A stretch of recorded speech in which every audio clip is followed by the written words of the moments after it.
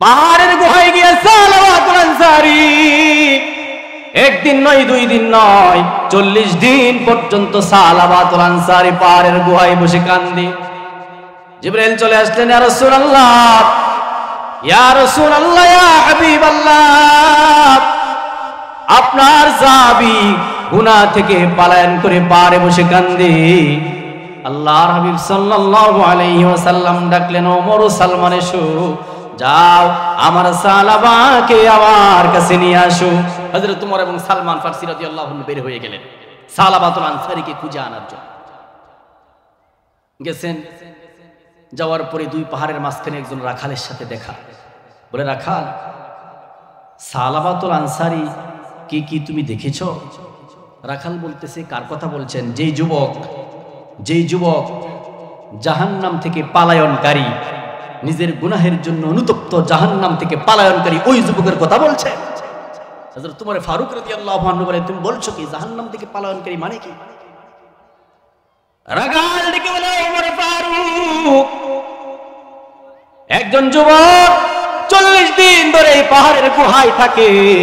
যখন গভীর রাত হয়ে যায়, যুবক বের হয়ে চলে আসে আকাশের নিচে, দুহাত তুলে দোয়া করে, মালিক, আমি গুনাহ করে ফেলেছি, আমার গুনাহ মাফ করে দেন, আখিরাতে গুনার শাস্তি আমি সালাবা নিতে পারবো না। 40 দিন পর্যন্ত সালাবাতুল আনসারী ক্রন্দন করতেছে। ওমর ফারুক বলেন, আমি আস্তে আস্তে করে সালাবাতুল আনসারীর কাছে গেলাম, গিয়ে বললাম, সালাবা, আমি ওমর ফারুক। সালাবাতুল আনসারী ক্রন্দন করা শুরু করছেন, ডেকে বলে, ওমর ফারুক, আল্লাহর নবী কি আমার গুনাহের কথা জেনে গেছে নাকি? আল্লাহকে আয়াত নাজিল করে আমার গুনাহের কথা জানায় দিছে নাকি? ওমর ফারুক বলেন, ও সালাবা, এই ব্যাপারে আমি জানি না, তবে আল্লাহর হাবিব তোমাকে নেওয়ার জন্য পাঠাইছেন। আল্লাহর হাবিব যখন তোমার কথা বলছেন, আল্লাহর হাবিবের চোখ থেকে জর্জর করে পানি পড়তেছিল। সালাবাতুল আনসারী ডেকে বলে, ওমর ফারুক, আপনার সাথে আমি যাব, তবে শর্ত হলো আমাকে নিয়ে যাবেন রাসূলের সামনে এমন সময় যখন বেলাল ইকামত দিচ্ছে, আল্লাহর হাবিব নামাজ পড়াইতেছে, এমন সময় আমাকে মদিনার মসজিদে নিয়ে যাবেন। ওমর ফারুক বলেন, ঠিক আছে। সালাবাতুল আনসারীকে নিয়ে মদিনায় চলে আসলেন। ফজরের নামাজ চলতেছে মসজিদে। সালাবাতুল আনসারী মসজিদের কাছে এসে আল্লাহর হাবিবের কেরাত শোনা মাত্র অজ্ঞান হয়ে পড়ে গেলে। ভয় দিলের ভিতরে যে আমি গুনাহ করেছি, রাসূলের সামনে আমি উপস্থিত হব, এই গুনাহ নিয়ে কেমনে আমি গুনাহগার নবীজির সামনে উপস্থিত হব? ও আমার ভাইরা, এই অনুতপ্ত কি আমার আপনার আছে? হাসরের ময়দানে কেমনে রাসূলের সামনে আমরা দাঁড়াবো? এই গুনাহ নিয়া, গুনার বোঝা মাথায় নিয়া কেমনে আমার হাবিবের সামনে দাঁড়াবো? এই অনুভূতি কি আমার আপনার ভিতরে আছে?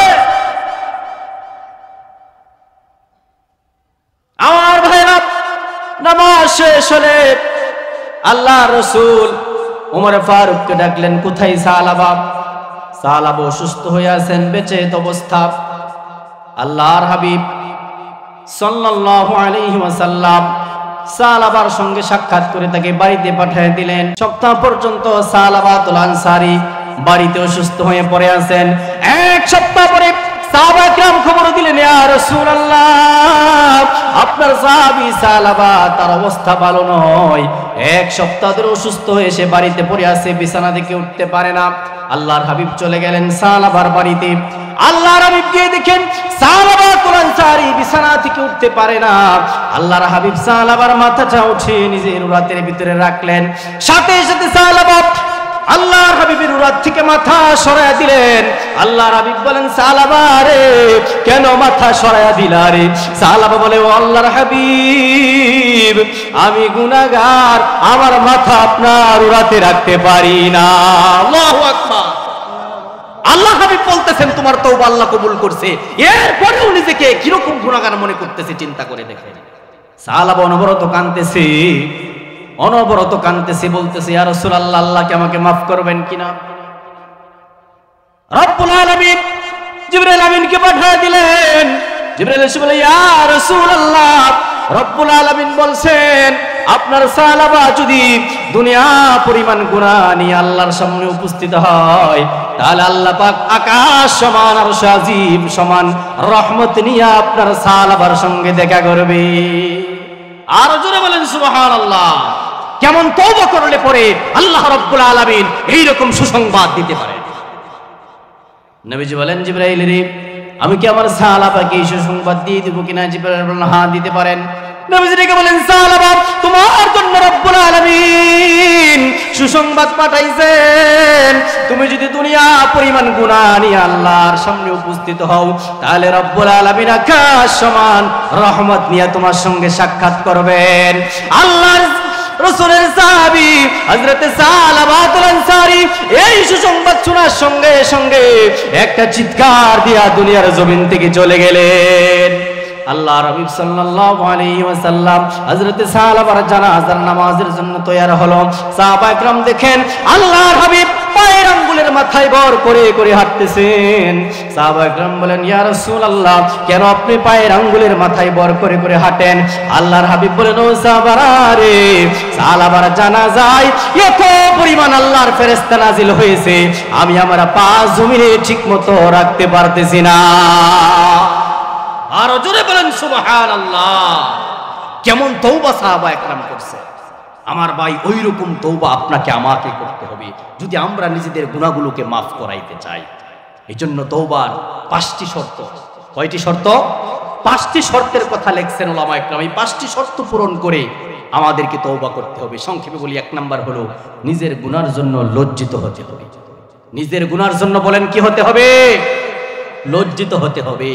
2 নম্বরে এই গুনাহটাকে ছেড়ে দিতে হবে। 3 নম্বরে ভবিষ্যতে এই গুনাহ করা যাবে না। 4 নাম্বার হলো আল্লাহর হক আদায় করে চলতে হবে। 5 নাম্বার হলো বান্দার হকগুলোকে আদায় করে দিতে হবে। এই 5টি শর্ত পুরা করে যদি কেউ এই 5টি শর্ত পুরা করে তওবা করতে পারে, এই 5টি শর্ত পুরা করে যদি তওবা করতে পারে, তাহলে এই তওবাকারীর জন্য আল্লাহ পাক অনেক ফজিলত পুরস্কার রেখে দিয়েছেন। 1 নাম্বার শর্ত কি? গুনার জন্য আল্লাহর কাছে লজ্জিত হওয়া। গুনাহের জন্য আল্লাহর কাছে লজ্জিত হওয়া।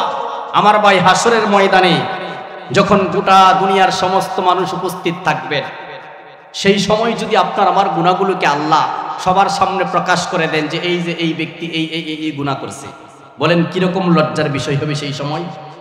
আমার ভাইরা, সেই সময় আসার পূর্বে দুনিয়াতে থেকে যদি আল্লাহর কাছে লজ্জিত হতে পারি, নিরালায় নির্জনে বসে চক্ষু 2টা বন্ধ করে দিলে যদি মালিককে বলে, আল্লাহ গো, আমি আমার গুনার জন্য লজ্জিত, আল্লাহ এই গুনাহ আমি এখন থেকে ছেড়ে দিলাম, সামনের জিন্দেগিতে এই গুনাহগুলো আর করব না, আজকে থেকে আপনার হকগুলো আদায় করব, বান্দার হকগুলো আদায় করে দিব, সাথে সাথে আল্লাহ রাব্বুল আলামিন এই বান্দার ডাকে সাড়া দিবে।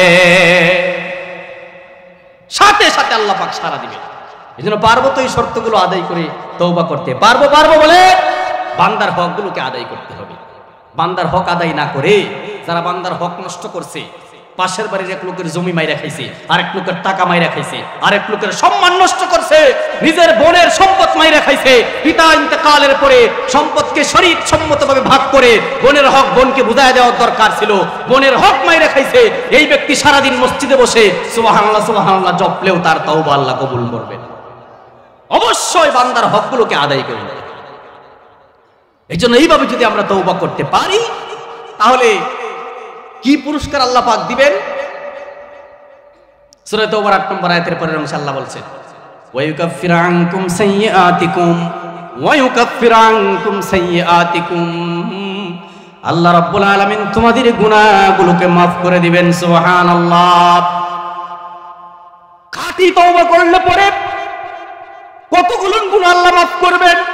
আমাদের গুনাহ তো সমুদ্রের ফেনা পরিমাণ হয়ে গেছে, কতটুকু গুনাহ আল্লাহ maaf করবেন।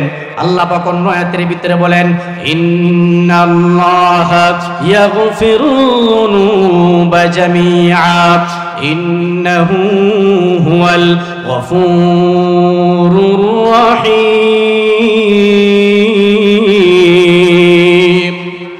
রব্বুল আলামিন বলেন, ও বান্দারা, খাঁটি তওবা যদি করতে পারো, তাহলে তোমাদের গুনাহ যত বেশি হোক না কেন, সমুদ্রের ফেরা পরিমাণ যদি হয়, আমি আল্লাহ তোমাদের জিন্দেগির সমস্ত গুনাহগুলোকে মাফ করে দিব। কখন আল্লাহ মাফ করবেন? হাদিস শরীফের ভিতরে এসেছে, বান্দা অনুতপ্ত হয়ে তওবা করে বান্দা যখন আল্লাহর কাছে দুহাত তুলে ক্রন্দন করা শুরু করে দেয়, হাদিস শরীফের ভিতরে এসেছে, বান্দার চোখের পানি নাকের অর্ধেক আসার পূর্বেই আল্লাহ পাক ডেকে বলেন, বান্দা রে, তোমার জিন্দেগির গুনাহগুলো আমি আল্লাহ মাফ করে দিলাম। আমার ভাই শুধু গুনাহ মাফ করেন না, শুধু গুনাহ মাফ করেন না আমার ভাই, দুনিয়াতে যখন আমরা আসামি হয়ে যাই, জেলখানায় চলে যাই, যখন জেল থেকে মুক্তি পাই, তখনও কিন্তু আমাদের নামটা অপরাধীদের খাতায় লেখা থাকে, নাম কাটা হয় না। কিন্তু আল্লাহ পাক এমন দয়ার সাগর, যখন আল্লাহ গুনাহগুলোকে মাফ করে দেন, আল্লাহ ডেকে বলেন, ফেরেশতারা রে, এই বান্দা খাঁটি তওবা করছে, গুনার খাতা থেকে তার নাম একেবারে মুছে দাও। আল্লাহু আকবার বলেন। গুনার খাতা থেকে এই ব্যক্তির নাম একেবারে কেটে দেওয়া হয়, গুনাহের খাতায় তার কোনো নামই থাকে না। সুবহানাল্লাহ। শুধু এখানেই শেষ নয়, আল্লাহ বলছেন, ওয়ায়ুবাদদিলুল্লাহু সাইয়্যাতিহিম হাসানাত। আল্লাহ রাব্বুল আলামিন গুনাহের জায়গাগুলো নেকি দ্বারা ভরে দেন, নেকি দ্বারা গুনাহের জায়গাগুলো আল্লাহ ভরে দেন। চিৎকার মেরে বলুন সুবহানাল্লাহ। এমন দয়ার মালিকের কাছে, এমন দয়াময় আল্লাহর কাছে, রবের কাছে দুনিয়াতে থেকে আমরা তওবা করে যদি আমাদের গুনাহগুলোকে মাফ করাইতে না পারি, তাহলে আমাদের মতন কপাল পোড়া আল্লাহর জমিনে আর নাই, মনে রাখবেন। এই জন্য মুহতারাম হাজিরিন, এইরকম খাঁটি তওবা আপনাকে আমাকে করতে হবে, তাহলে আল্লাহ পাক পরিপূর্ণ গুনাহ মাফ করবেন। এবং গুনাহ মাফ করার পরে, গুনাহগুলো তো আল্লাহ মাফ করলেন, মাফ করার পরে এই বান্দার অবস্থাটা কেমন হলো, এই বান্দাটা কেমন হয়ে গেল, আল্লাহর হাবিব এটা বলছেন। আল্লাহর নবী বলেন, আত-তাইবু মিনাজ যামবি কামাল্লা যামবালা। খাঁটি তওবা যখন বান্দা করলো, আল্লাহর হাবিব বলেন, এই বান্দা এমন হয়ে গেল কেমন যেন কোনোদিন সে গুনাহই করে না। সুবহানাল্লাহ বলেন। কোনোদিন যেন এই বান্দা গুনাহই করে নাই, এরকম খাঁটি পবিত্র আল্লাহ রাব্বুল আলামিন এই বান্দাকে বানিয়ে দেন। মুহতারাম হাজিরিন, তাহলে ওই রকম খাঁটি তওবা আপনার আমার করার দরকার আছে না নাই? কখন করব? কখন করব বলেন? আগামীকালকে? আগামীকালকে বাঁচবো কিনা আমরা কোনো গ্যারান্টি আছে? এখান থেকে উঠে গিয়ে ঘুমাবো, আবার আগামীকালকে জাগবো, কোনো গ্যারান্টি আছে? তো এই তওবা আমরা কখন করতে হবে বলেন? এখনই করতে হবে। এই জন্য এখন এই মুহূর্তে কে কে তওবা করার জন্য রাজি আছেন? দু হাত তুলে দেখা। জোরে তাকবীর, আল্লাহু আকবার, নারে তাকবীর। এখন আমরা হাত নামান, এখন আমরা রব্বুল আলামিনের দরবারে খাঁটি দিলে খাঁটি মনে সবাই তওবা করব। যারা দাঁড়িয়ে আছেন বসে যান। আমরা এখন তওবা করব এই উদ্দেশ্যে, যাতে আজকের মাহফিল থেকে আমরা আমাদের গুনাহগুলোকে আজকের মাহফিল থেকে যেন মাফ করাইয়া এই মসজিদ থেকে যেন আমরা উঠতে পারি। এই নিয়তে আমরা এই মুহূর্তে এখন আল্লাহর দরবারে তওবা করব। পারবো তো ইনশাআল্লাহ? পারবো তো ইনশাআল্লাহ? পারবো তো ইনশাআল্লাহ?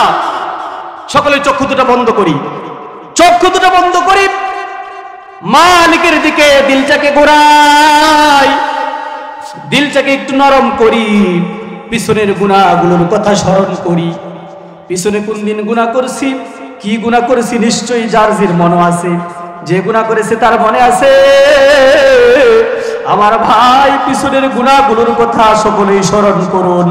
দিলে দিলে আল্লাহর কাছে লজ্জিত হন। সকলেই বলেন, মালিক আমি লজ্জিত। সকলেই বলেন, মালিক আমি লজ্জিত। আল্লাহ, পিছনের গুনার জন্য আমি লজ্জিত। এবার সকলেই বলেন, আল্লাহ পিছনের গুনাহগুলো ছেড়ে দিলাম। জবান খুলে বলেন, আল্লাহ পিছনের গুনাহগুলো ছেড়ে দিলাম। বলেন, আল্লাহ সামনে আর গুনাহ করব না। আবার বলেন, আল্লাহ সামনে আর গুনাহ করব না। বলেন, আল্লাহ আজকে থেকে এখন থেকে আপনার হক আদায় করে চলার চেষ্টা করব।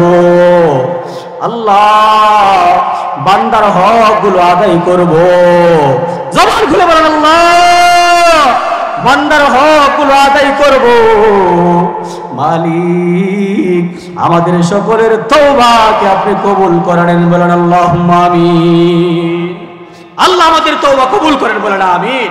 তওবার উপরে অটল অবিচল আমরা যদি থাকতে পারি, তওবার উপরে অটল অবিচল যদি আমরা থাকতে পারি, তাহলে এই মুহূর্তে দিল থেকে খাঁটি তওবা যেটা আমরা করেছি এটার উপরে যদি অটল অবিচল থাকতে পারি, তাহলে রাসূলের হাদিস যদি সত্য হয়, তাহলে এই মুহূর্ত থেকে আমরা বেগুনাহ মাসুম, বলেন আলহামদুলিল্লাহ।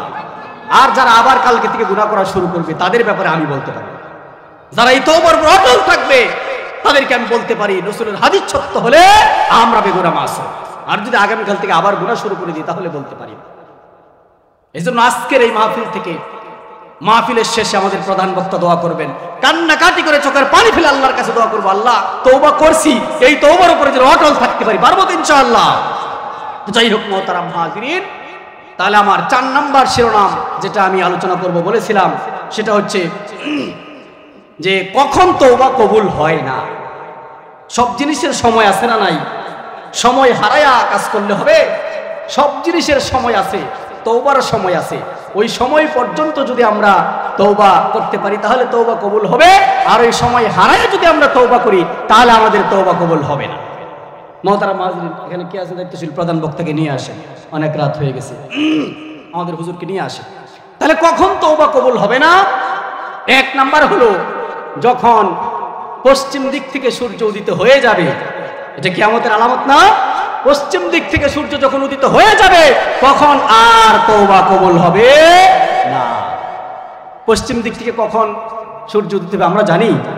আমরা কেউ জানি বলে? এই জন্য সেই সময় আসার আগে তওবা করতে হবে। 2 নম্বরে তওবা করতে হবে মৃত্যুর গড়গড়া শুরু হয়ে যাওয়ার আগে। মৃত্যুর গড়গড়া শুরু হয়ে যাওয়ার আগে তওবা করতে হবে।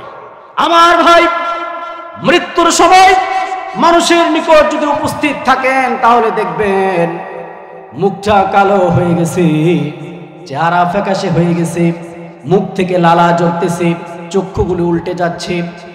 অর্থাৎ এমন সময় মৃত্যু শয্যায় ব্যক্তি রব্বুল আলামিনের আযাব শাস্তি সে দেখতেছে।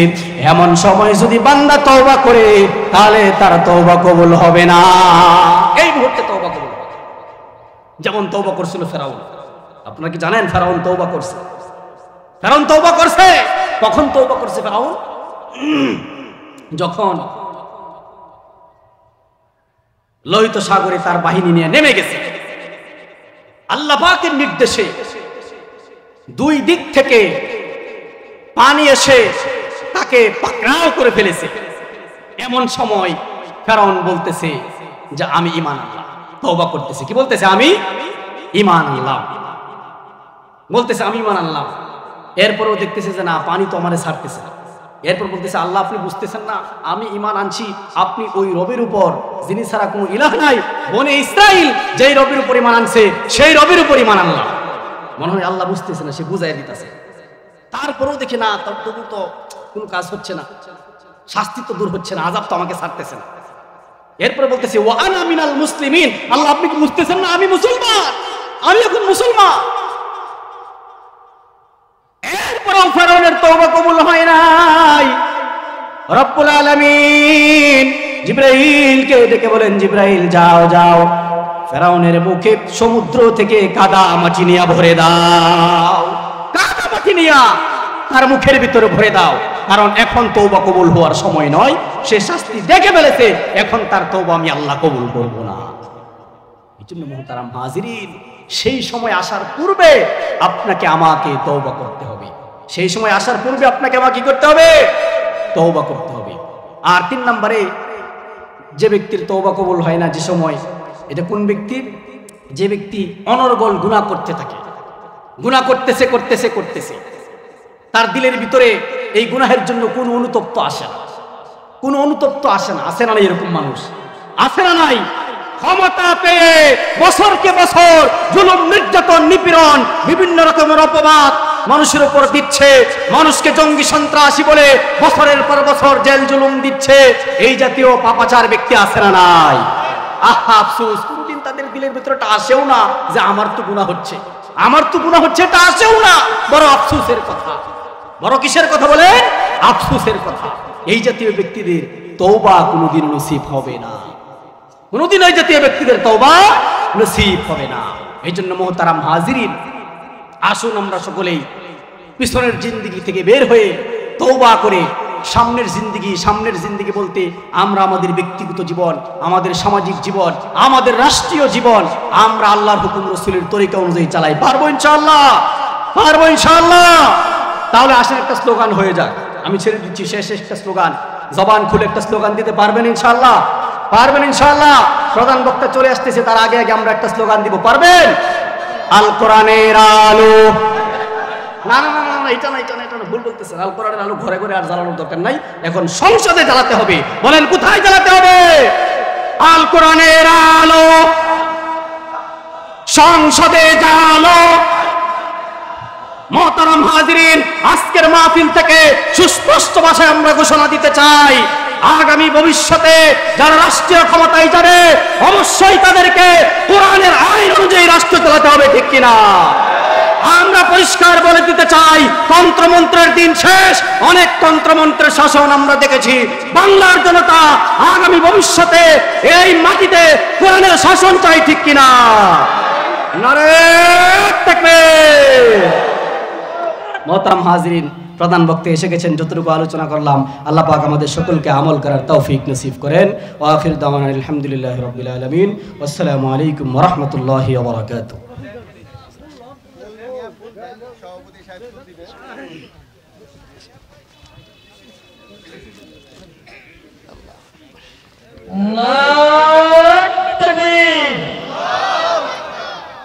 এই আওয়াজে কাজ হবো না, কাজ দেন।